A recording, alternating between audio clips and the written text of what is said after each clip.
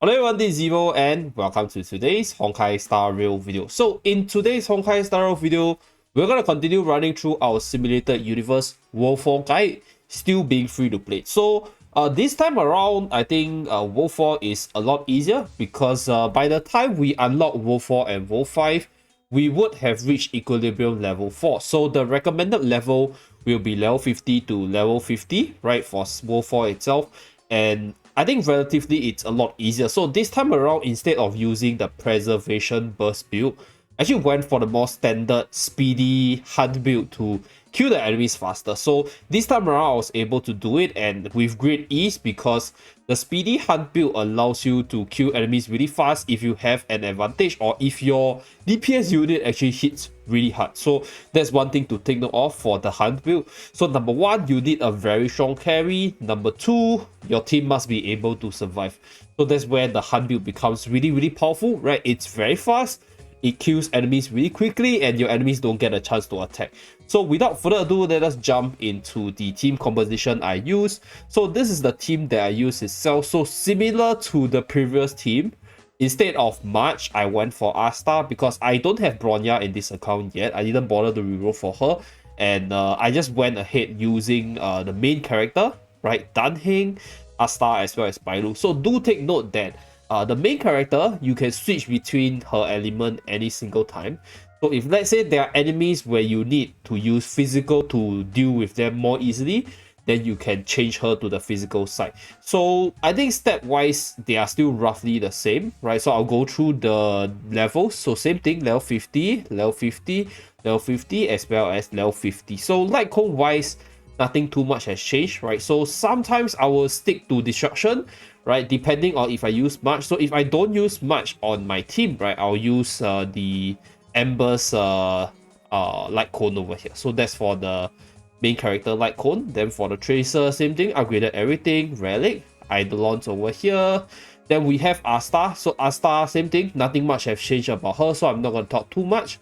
Then Danheng is still my main carry, and then we have Bailu over here. So that's for the team composition part. Next, let us move on to the blessings portion. So these are basically the blessings I had at the point of doing this attempt itself. So because this run wasn't really too difficult, I decided to try out the Han's Resonance instead.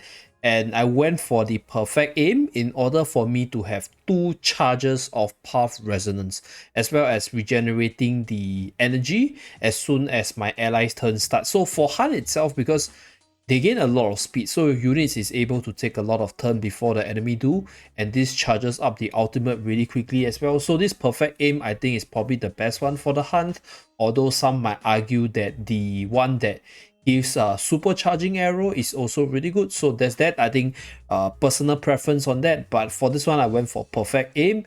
And then I was also lucky to get divine construct micro segregation, so it provided me with a little bit more survivability, or a lot more, because this is probably one of the strongest survival preservation buff there is. So it's really good even if you're not running the preservation blessing path. But for the nihility part, I honestly didn't expect to get this because I got like a bunch of nihility blessing in this run.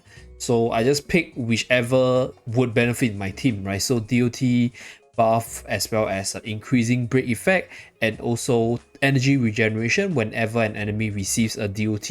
So this will usually proc when your units apply a break to the enemy, because when you apply a break as a fire unit, there's burn. When you apply a break as a wind unit, you have wind shear. All of them are DOT, so this will definitely proc. And then the rest is the blessings of hunting. So I will go through the blessings of hunting's stuff. So these are the one. Personally, I don't really see like this path being really powerful if you're underpowered. But if you are somebody who has really powerful units, you have a very developed teams, this build is definitely one of the strongest, because it just keeps on attacking and then criting and then just rinse and repeat. You kill your enemy really fast. So I really like it because it really showed me the power of the Han's blessing. But as somebody who has a relatively weaker account, I think the Han side probably is more suitable for somebody who is way stronger than us. So with that, let us move on to the actual battle. Now, for the actual battle itself, like I mentioned earlier, because the recommended level is level 50, right? And for the units itself, all my units were level 50, or at least only there was one level 40 at the point of recording. So the run was really very smooth.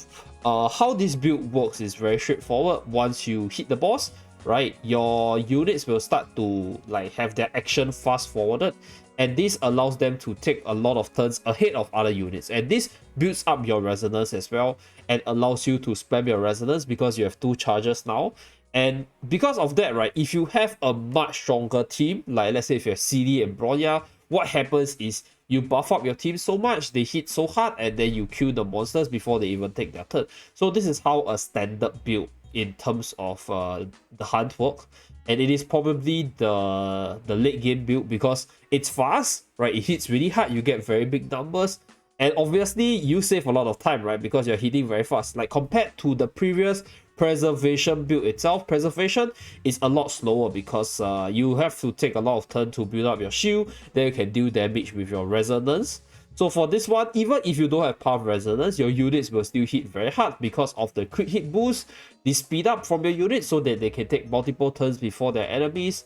And overall, I think this is probably my favorite because it's a time saver. So for my case, right, I actually am working on World 5 because I'm really very busy and I have the time to sit down for a few hours to try out the different build.